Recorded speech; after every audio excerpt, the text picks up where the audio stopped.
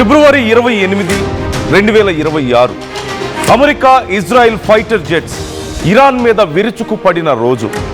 అప్పటి నుంచి ఇప్పటికి 27 రోజులు గడిచిపోయింది. ఇప్పటికీ యుద్ధం కొనసాగుతూనే ఉంది. ఇప్పటి వరకు ఎప్పుడు కనీసం యుద్ధం ఆగుతుందో ఎవరికీ తెలియని పరిస్థితి, ఎప్పుడు ముగుస్తుందో చెప్పలేని పరిస్థితి కనపడుతుంది. కొన్ని వేల మంది ప్రాణాలు కోల్పోయారు. లక్షల కోట్ల సంపద ఆవిరైపోయింది. ప్రపంచ దేశాలు సైతం ఈ యుద్ధానికి పానిక్ అవుతున్నటువంటి పరిస్థితి.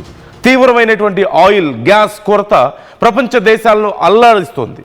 ఇలాంటి పరిస్థితుల్లో ఇప్పటికీ కూడా ఈ యుద్ధం ఎప్పుడు ముగుస్తుందో చెప్పలేము అంటూ ఇరు దేశ అధికారులు చెప్తున్నారు. ఇప్పటి వరకు ఇరాన్, ఇరాక్, లెబనాన్, గల్ఫ్ దేశాల్లోని యుఎస్ సైనిక స్థావరాల్లో 15,000 బాంబులతో దాడులు జరిగాయి.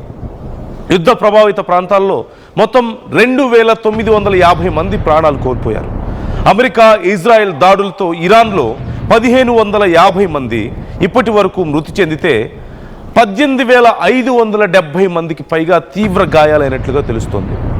లెబనాన్లో 1,100 మంది మృతి చెందారు. 3,050 మంది ఇప్పటి వరకు తీవ్రంగా గాయపడ్డారు. ఇరాక్లో 92 మంది మృతి చెందారు. ఇరాన్ అటాక్స్తో ఇజ్రాయిల్లో 20 మంది మృతి చెందారు. 4,900 మందికి తీవ్ర గాయాలయ్యాయి. ఇక జోర్డాన్లో 28 మంది, కువైట్లో 4, సిరియాలో 4, సౌదీ అరేబియాలో 2 చొప్పున మృతి చెందితే 20 మందికి తీవ్ర గాయాలయ్యాయి. ఒమన్లో 3 మృతి చెందారు. 15 మందికి గాయాలయ్యాయి.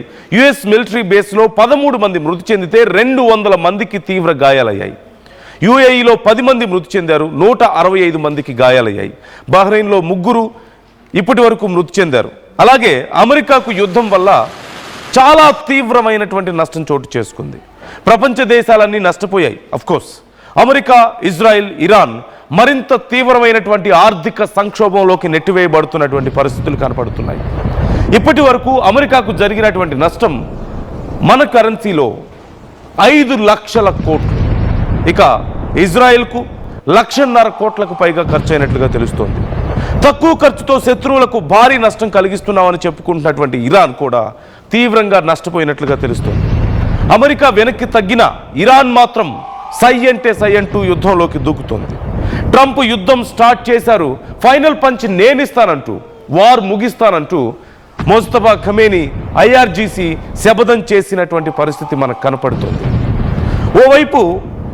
ఓవైపు యుద్ధాన్ని మేము ముగించడానికి చర్చలు జరుపుతున్నామంటూ అమెరికా చెప్తుంటే, మరోవైపు అదే సమయంలో ఇజ్రాయెల్ దాడులు చేస్తుంటే ఇరాన్ కూడా తిరిగి అంతకంటే భయంకరమైనటువంటి దాడులు చేస్తూనే మాతో ఎవరు చర్చించడం లేదు అంటూ చాలా క్లియర్గా చెప్తుంది.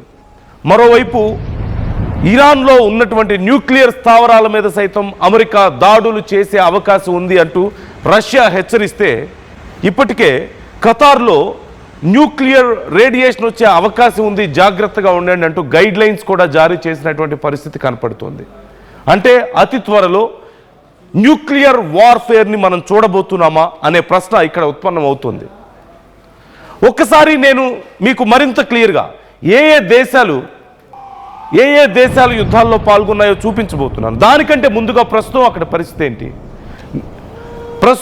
పరిస్థితి ఏంటి, ఎంత భీకరంగా ఈ యుద్ధం జరుగుతోంది ఒకసారి మీరు చూడండి.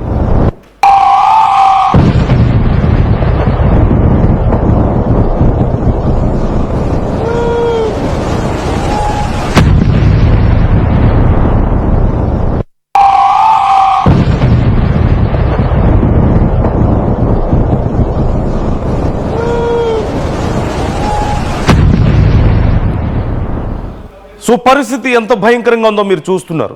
ఎప్పుడు ఎటువైపు నుంచి ఏ మిజైల్ వచ్చి పడుతుందో, ఎక్కడ ఏ డ్రోన్ పేలిపోతుందో తెలియని పరిస్థితుల్లో సైరన్ మోత వింటేనే ప్రపంచ దేశాల్లో ప్రజలు వణికిపోతున్నారు. ముఖ్యంగా మిడిల్ ఈస్ట్ పరిస్థితి మరింత దారుణంగా ఉంది.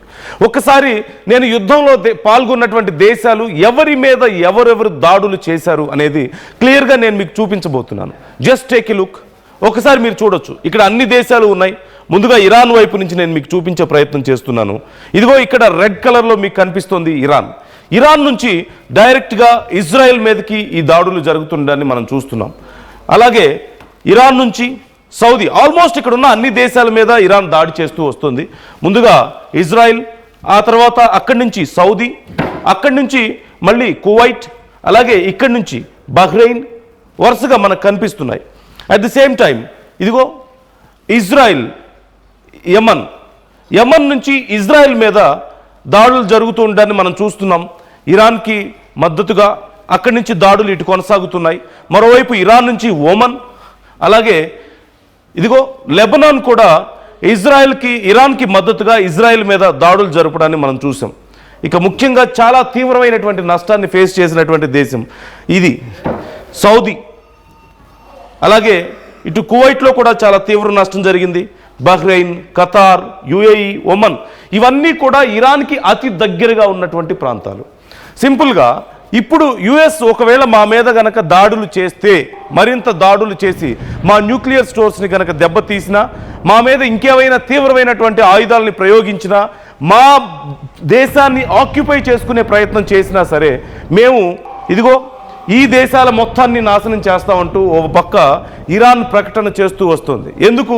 డైరెక్ట్గా అమెరికాని ఇరాన్ చేరుకునే పరిస్థితిలో లేదు. ఇరాన్ నుంచి సుమారుగా 10,000 కిలోమీటర్లకు పైగా డిస్టెన్స్ ఉంది అమెరికాకి.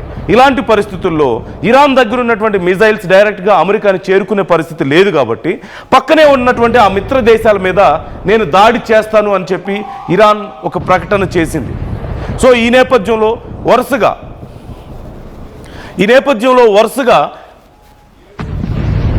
గల్ఫ్ దేశాల మీద దాడి చేస్తూ వస్తుంది. ఒక్కసారి మీరు ఇక్కడ క్లియర్గా చూడొచ్చు, ఇక్కడ ఇరాన్ ఉంది. ఇరాన్ నుంచి almost all these gulf nations are in danger. ఇప్పటికే చాలా తీవ్రమైనటువంటి నష్టం. ఇరాన్ నుంచి Kuwait, Bahrain, Qatar, UAE, Oman, ఇటువైపు చూస్తే జోర్డాన్, అలాగే సౌదీ, ఇక్కడి వరకు వరుసగా దాడులు చేస్తూ వస్తుంది. అయితే ఇజ్రాయెల్కు పక్కలో బల్లెంలా ఇప్పుడు లెబనాన్ తయారైంది. ఇజ్రాయెల్ కోసం లెబనాన్ అంటే ఇజ్రాయెల్లో ఒక భాగంగా ఉంది కాబట్టి ఇజ్రాయెల్ కోసం, ఇటు ఇరాన్ కోసం ఇజ్రాయెల్ మీద లెబనాన్ దాడులు చేస్తుంది. అలాగే ఇటు యమన్ నుంచి కూడా దాడులు, ఇజ్రాయెల్ మీద కొద్దిపాటి దాడులు మనం చూసాం. మరోవైపు ఇక్కడ ఉన్నటువంటి అన్ని సైనిక స్థావరాలు, యుఎస్కి సంబంధించినటువంటి సైనిక స్థావరాలను ఇప్పటికే ఇరాన్ చాలా వరకు ధ్వంసం చేసినటువంటి పరిస్థితి కనపడుతుంది. ఈ ఒక్క దేశం మొత్తం ఇన్ని దేశాలు, ప్రపంచంలోనే శక్తివంతమైనటువంటి దేశాలు, రిచెస్ట్ కంట్రీస్గా చెప్పుకుంటున్నటువంటి దేశాలు, ప్రపంచ ఆర్థిక వ్యవస్థని కంట్రోల్ చేయగలుగుతామని చెప్పుకుంటున్నటువంటి దేశాల మొత్తాన్ని కూడా ముచ్చమటలు పట్టిస్తుంది ఒక్క ఇరాన్ మాత్రమే. వాళ్ళ దగ్గర ఉన్న శక్తి ఏంటి అనేది మనం ఇప్పటికే చూసాం. ఓకే, దాంతోపాటు ఇప్పటి వరకు ఎక్కడెక్కడ ఎంతమంది ప్రాణాలు కోల్పోయారు? 2 రకాల నష్టాలు, ఒకటి ఆర్థికంగా, రెండోది ప్రాణ నష్టం మనం ప్రధానంగా చూస్తూ ఉంటాం. ఇప్పటి వరకు ఆయా దేశాలు చాలా తీవ్రమైనటువంటి నష్టాల్లో ఉన్నాయి. సుమారుగా 5 లక్షల కోట్లు, 3 నుంచి 5 లక్షల కోట్లు ఇప్పటి వరకు అమెరికా నష్టపోతే, సుమారుగా 2 లక్షల కోట్ల వరకు ఇజ్రాయెల్ నష్టపోయింది. అంతకంటే ఎక్కువగా ఇరాన్ నష్టపోయినట్లుగా మనకు కనపడుతుంది. సో ఒక్కసారి ఎక్కడెక్కడ ఎంత ప్రాణ నష్టం జరిగింది అనేది కూడా నేను మీకు మరింత క్లియర్గా చూపించబోతున్నాను. సో ఇక్కడ 2 రకాల మార్కింగ్స్ మీకు కనపడుతున్నాయి. ఒకటి బ్లూ కలర్ అండ్ రెండోది రెడ్ కలర్ మార్క్స్ మీకు కనపడుతున్నాయి. సో ఈ దేశాల్లో ఎంతమంది నష్టపోయారు అనేది. కాకపోతే ఇక్కడ బ్లూ కలర్లో మీకు కనిపించేటువంటి మార్కింగ్స్ అన్నీ కూడా ఇజ్రాయెల్ అండ్ యుఎస్ చేసినటువంటి అటాక్స్లో ఎవరెవరు ప్రాణాలు కోల్పోయారు అనేది చూపిస్తుంటే, మరోవైపు రెడ్ కలర్లో మీకు కనిపించేటువంటి మార్కింగ్స్ అన్నీ కూడా ఇరాన్ అటాక్ చేస్తే జరిగినటువంటి నష్టం. ఇక్కడ బ్లూ కంటే రెడ్డే ఎక్కువగా మీకు కనిపిస్తుంది. అంటే ఇరాన్ చేసినటువంటి దాడుల్లో నష్టపోయిందే ఎక్కువగా మనకి ఇక్కడ కనపడుతుంది.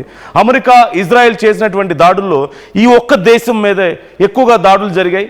దాంట్లోనే ఎక్కువ నష్టం జరిగినప్పటికీ కూడా ఇరాన్ ఈ 2 దేశాలు చేసినటువంటి నష్టానికి 10 రెట్ల ఎక్కువ నష్టాన్ని వాళ్ళ మిత్ర దేశాలకి చేయడాన్ని మనం చూసాం.